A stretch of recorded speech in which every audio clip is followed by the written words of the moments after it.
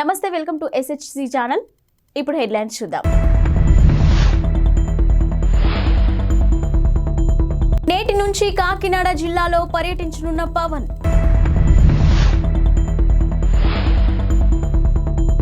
Dubai పారిపోయిన మాజీ MLA Shakeel కుమారుడు.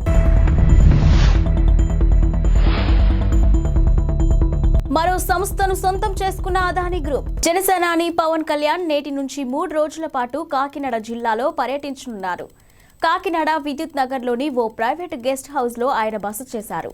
ఇక ఈ రోజు కాకినాడ జిల్లాలలోని 7 నియోజకవర్గాలపై ఆయన సమీక్ష నిర్వహించనున్నారు. నియోజకవర్గాల్లో టీడీపీతో సమన్వయం చేసుకుని పనిచేసేలా దిశానిర్దేశం చేయనున్నారు.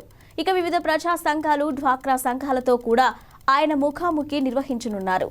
తొలి విడత వారాహి యాత్రను కూడా ఆయన కాకినాడ నుంచే ప్రారంభించడం గమనార్హం.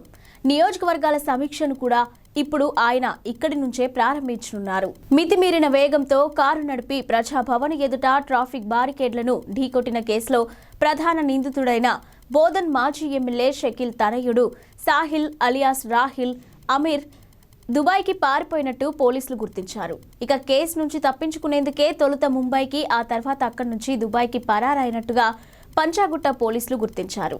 నిన్న లుకౌట్ నోటీసును జారీ చేశారు. మరోవైపు సాహిల్ను కేసు నుంచి తప్పించేందుకు 20,000 నుంచి 25 లక్షలు చేతులు మారినట్టు ఆరోపణలు వినిపిస్తున్నాయి. ఇక శనివారం అర్ధరాత్రి ప్రమాదం జరగ్గా ఆదివారం తెల్లవారుజామున 4 వ్యక్తులు పోలీస్ స్టేషన్కు చేరుకొని పోలీసులతో మంతనాలు జరిపినట్టు అక్కడి సీసీటీవీలో రికార్డైంది. ఈ నేపథ్యంలో ఉన్నతాధికారులు అంతర్గత విచారణకు ఆదేశించారు. కాగా కేసు నుంచి నిందితుడు సాహిల్ను తప్పించేందుకే, మాజీ ఎమ్మెల్యే షకీల్ను ఇరికించేందుకే ప్రయత్నం చేసిన పంచాగుట్ట స్టేషన్ హౌస్ ఆఫీసర్ను Hyderabad police commissioner Kothakota Srinivas Reddy suspend చేశారు. భారత్ లో అదానీ గ్రూప్ అత్యంత వేగంగా విస్తరిస్తుంది. ఇప్పటికే పలు వ్యాపారాలను నిర్వహిస్తున్న అదానీ గ్రూప్ తాజాగా మరో కంపెనీని సొంతం చేసుకుంది. హల్వాద్ ట్రాన్స్మిషన్ లిమిటెడ్లోని 100% వాటాను కొనుగోలు చేసుకుంది. Halvad transmission limited, Adani energy solution లిమిటెడ్లను ఒప్పందాలపై సంతకాలు చేసింది. ఇక కంపెనీ టేకోవర్కు సంబంధించిన వార్తలు బయటకు రావడంతో అదానీ ఎనర్జీ సొల్యూషన్స్ షేర్లు దాదాపు 3% పెరిగాయి. టారిఫ్ బేస్డ్ కాంపిటేటివ్ బిల్డింగ్ ప్రక్రియ ద్వారా ఇక అదానీ గ్రూప్ ఈ ప్రాజెక్టును సొంతం చేసుకుంది. సుమారు 301 కిలోమీటర్ల మేరకు ట్రాన్స్మిషన్ ప్రాజెక్టును నిర్మించేందుకు అదానీ ఎనర్జీ సొల్యూషన్స్ దాదాపు 3,000 కోట్ల రూపాయలు పెట్టుబడులు పెట్టనుంది. ఇక ఈ ప్రాజెక్టులో 765 కిలోవాట్ల హల్వాద్ స్విచ్చింగ్ స్టేషన్ నిర్మాణం కూడా ఉంటుంది. ఎంఫిల్ ప్రోగ్రాంలకు గుర్తింపు లేదని యూనివర్సిటీ గ్రాంట్స్ కమిషన్ UGC మరోసారి స్పష్టం చేసింది. వీటిల్లో చేరొద్దంటూ విద్యార్థులకు సూచించింది. కొన్ని యూనివర్సిటీలు ఇప్పటికీ ఎంఫిల్ ప్రోగ్రాంలో అడ్మిషన్లు చేపడుతున్నట్టు తమ దృష్టికి రావడంతో ఈ నోటీసులు జారీ చేశామని వెల్లడించింది. కొన్ని యూనివర్సిటీలు ఎంఫిల్ ప్రోగ్రాంలలో అడ్మిషన్లు చేపడుతున్నట్టు మా దృష్టికి వచ్చింది. ఇక ఎంఫిల్ను ఒక డిగ్రీగా మేము గుర్తించట్లేదు. ఉన్నత విద్యా సంస్థలు ఎంఫిల్ కోర్సులు అందించకూడదని 2020 నాటికి రెగ్యులేషన్ నంబర్ 14లో స్పష్టంగా ఉంది అని UGC తన నోటీసులో పేర్కొంది. ఇక 2023-24 విద్యా సంవత్సరంలో ఎంఫిల్ అడ్మిషన్లు తక్షణం నిలిపివేయాలని యూనివర్సిటీలను కోరినట్టు వెల్లడించింది. ఇక విద్యార్థులు కూడా ఆయా ప్రోగ్రామ్స్లో చేరొద్దని స్పష్టం చేసింది. జనవరి 22న అయోధ్య రామాలయం ప్రారంభం కాబోతున్న నేపథ్యంలో ప్రభుత్వం కీలక నిర్ణయం తీసుకుంది. అయోధ్య రైల్వే స్టేషన్ పేరును అయోధ్య ధామ్గా మార్చింది. ఇక జనవరి 22న జరగనున్న అయోధ్య రామయ్య ప్రాణ ప్రతిష్ఠ కార్యక్రమానికి ప్రధానమంత్రి నరేంద్ర మోదీ, ఉత్తరప్రదేశ్ ముఖ్యమంత్రి యోగి ఆదిత్యనాథ్ సహా 6,000 మందికి పైగా ముఖ్య అతిథులు హాజరు కానున్నారు. ఇక ఈ నెల 30న ప్రధాని మోదీ అయోధ్యలో విమానాశ్రయాన్ని ప్రారంభిస్తారు. రోడ్ షో అనంతరం బహిరంగ సభలో మాట్లాడతారు. ఇక అదే రోజు అయోధ్య రైల్వే స్టేషన్లో కొత్త భవనాన్ని ప్రారంభిస్తారు. అత్యాధునిక సదుపాయాలతో నిర్మించిన ఈ రైల్వే స్టేషన్ భవనంలోని విమానాశ్రయంలో ఉన్నటువంటి సౌకర్యాలు లభిస్తాయి. సంప్రదాయ ఆలయ ఆర్కిటెక్చర్ స్ఫూర్తితో ఈ భవనాన్ని నిర్మించారు. Hyderabad collector Anudeep, GHMC commissioner Ronald Ross Telangana హైకోర్టుకు బుధవారం క్షమాపణలు చెప్పారు. చెరువుల రక్షణకు చర్యలు తీసుకోవడం లేదంటూ దాఖలైన పిటిషన్పై విచారణలో వివరాలు సమర్పించకపోవడంతో వీరిద్దరిపై హైకోర్టు సీరియస్ అయింది. దీంతో బుధవారం వీరిద్దరూ హైకోర్టు విచారణకు హాజరై క్షమాపణలు చెప్పారు. బేషరతుగా క్షమాపణలు చెప్పడంతో తదుపరి విచారణకు హాజరు నుంచి కోర్టు మినహాయింపునిచ్చింది. మరోవైపు రంగారెడ్డి కలెక్టర్ విచారణకు హైకోర్టు విచారణకు హాజరు కాలేకపోయారు. అనివార్య కారణాల వల్ల హాజరు కాలేకపోతున్నట్లు సమాచారం ఇచ్చారు. ఇక ఈ మేరకు ఆయన అఫిడవిట్లు దాఖలు చేయగా చీఫ్ జస్టిస్ అలోక్ అరాధే ఆధ్వర్యంలోని డివిజన్ బెంచ్ అనుమతించింది. తదుపరి విచారణకు హాజరు కావాలని ఆదేశించింది. కాగా హైదరాబాద్లో చెరువుల ఆక్రమణ వ్యవహారంపై హైకోర్టులో విచారణ జరుగుతుంది. హైకోర్టు ఆదేశాల మేరకు చెరువుల ఆక్రమణల వ్యవహారంలో రంగారెడ్డి జిల్లా కలెక్టర్ ఇదివరకే కోర్టుకు నివేదిక సమర్పించారు. అయితే ఎలాంటి చర్యలు తీసుకున్నారనేది నివేదికలో చెప్పకపోవడంపై హైకోర్టు సీరియస్ అయింది. తదుపరి విచారణను వచ్చే నెల 22కు వాయిదా వేసింది. కాగా హైదరాబాద్, రంగారెడ్డి జిల్లాల్లో చెరువులు ఆక్రమణలకు గురవుతున్నాయని, వీటి రక్షణ కోసం ఎలాంటి చర్యలు తీసుకోవడం లేదంటూ గతంలో అందిన లేఖను హైకోర్టు పిల్గా స్వీకరించింది. దీనిపైనే విచారణ కొనసాగుతుంది. తమిళ సినీ పరిశ్రమలో తీవ్ర విషాదం నెలకొంది. ప్రముఖ నటుడు డిఎండికే పార్టీ అధినేత విజయకాంత్ కన్నుమూశారు. కొంతకాలంగా అనారోగ్య సమస్యలతో బాధపడుతున్న ఆయన చెన్నైలోని ఓ ఆసుపత్రిలో చికిత్స పొందుతూ తుది శ్వాస విడిచారు. ఆయన వయసు 71 సంవత్సరాలు. ఆయన మరణ వార్తతో అభిమానులు, పార్టీ కార్యకర్తలు షాక్కు గురవుతున్నారు. సినీ, రాజకీయ ప్రముఖులు ఆయన మృతి పట్ల ప్రగాఢ సంతాపాన్ని వ్యక్తం చేస్తున్నారు. కుటుంబ సభ్యులకు సానుభూతిని తెలియజేస్తున్నారు.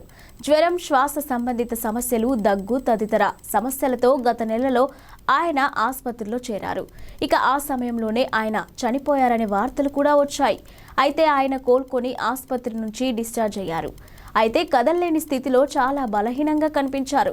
తాజాగా మళ్లీ అనారోగ్య సమస్యలు తలెత్తడంతో మళ్లీ ఆసుపత్రిలో చేర్పించారు.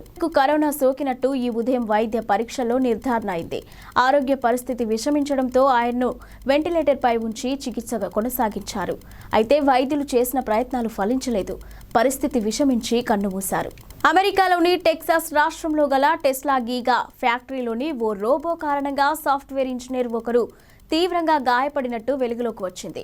గీగా ఫ్యాక్టరీలో ప్రమాదాలపై America occupational safety and health administration విభాగానికి చెందిన నివేదికలో ఈ విషయం బయటపడింది. 2 ఏళ్ల క్రితం ఆస్టిన్లోని టెస్లా గీగా ఫ్యాక్టరీలో ఈ ఘటన జరిగింది. అల్యూమినియం పలకలను కోసి కారు విడి భాగాలను తయారు చేసేందుకు ఈ రోబోలను వినియోగిస్తారు. ఇక ఇవి రోబోల సాఫ్ట్వేర్ను ఇంజనీర్ అప్డేట్ చేస్తున్న సమయంలో ఈ ప్రమాదం జరిగింది. సాధారణంగా ఇలాంటి సమయాల్లో రోబోలను ఇనాక్టివేట్ చేస్తారు. అయితే ఈ ఘటన జరిగిన రోజున ఓ రోబో ప్రమాదవశాత్తు యాక్టివేట్ అయింది. అప్డేట్ సమయంలో అది ఇంజనీర్ను కింద పడదోసి అదిమిపెట్టి బంధించింది. రోబోకు ఉన్న పదునైన భాగాలు బాధితుడి వీపు భాగంలో దిగబడ్డాయి. అతడి చేతికి కూడా తీవ్ర గాయమైంది. ఫ్యాక్టరీలో ఫ్లోర్ రక్తసిక్తమైంది.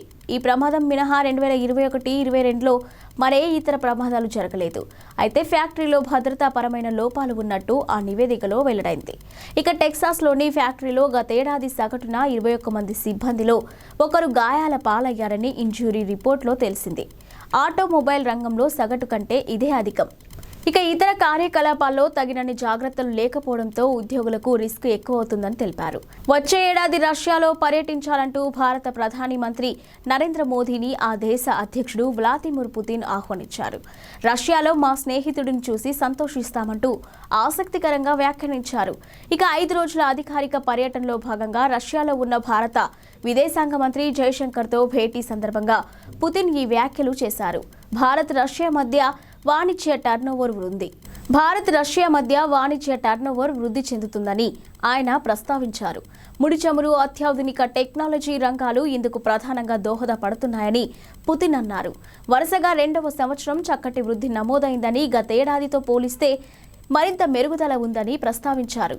కేంద్ర హోంమంత్రి అమిత్ షా ఈరోజు హైదరాబాద్కు వస్తున్నారు. ఔటర్ రింగ్ రోడ్డు సమీపంలోని కొంగరా కలాన్లో ఈరోజు బీజేపీ రాష్ట్ర విస్తృత స్థాయి సమావేశాన్ని నిర్వహిస్తున్నారు. ఈ కార్యక్రమానికి అమిత్ షా హాజరు కానున్నారు. ఢిల్లీ నుంచి శంషాబాద్ విమానాశ్రయానికి చేరుకున్న తర్వాత ఆయన నోవాటెల్ హోటల్కు వెళ్తారు. ఇక అనంతరం చార్మినార్ భాగ్యలక్ష్మి ఆలయానికి వెళ్లి ప్రత్యేక పూజలు నిర్వహిస్తారు. ఆ తర్వాత కొంగర కలాన్కు వెళ్లి పార్టీ కార్యక్రమంలో పాల్గొంటారు. ఇక ఈ సమావేశానికి బీజేపీ రాష్ట్ర అధ్యక్షుడు కిషన్ రెడ్డి అధ్యక్షతన వహించనున్నారు. ఇక కె లక్ష్మణ్, డికే అరుణ, బండి సంజయ్, ప్రకాష్ జవదేకర్, తరుణ్ చుగ్, ఇక సునీల్ బన్సల్, పార్టీ జిల్లా అధ్యక్షులు, మండల అధ్యక్షులు హాజరు కానున్నారు. పార్లమెంటు ఎన్నికల నేపథ్యంలో పార్టీ శ్రేణులకు అమిత్ షా దిశానిర్దేశం చేయనున్నారు. మరోవైపు ఇటీవల జరిగిన ఎన్నికల్లో గెలుపొందిన 8 మంది బీజేపీ ఎమ్మెల్యేలతో అమిత్ షా ప్రత్యేకంగా భేటీ కానున్నారు.